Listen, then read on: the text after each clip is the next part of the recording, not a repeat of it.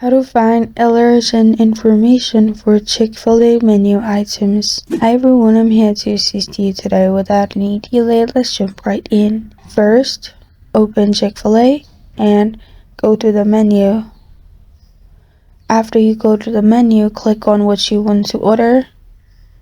And if you scroll down, you'll find Show Full Nutrition and Allergens. Click on it. You'll find Nutrition and Allergens page. Here, scroll down. And on the left side, you'll find Allergens. Simply click on it. You'll find all the ingredients that can cause allergens as well. As you can see in spicy chicken biscuit, there's milk, egg, soy, wheat, and in this way you can check. This is how to find allergen information for Chick-fil-A menu items. Thank you for joining me today. If this video helps you out, please leave a like and subscribe for more. Got a question or want to suggest a topic, comment below. Thank you for watching.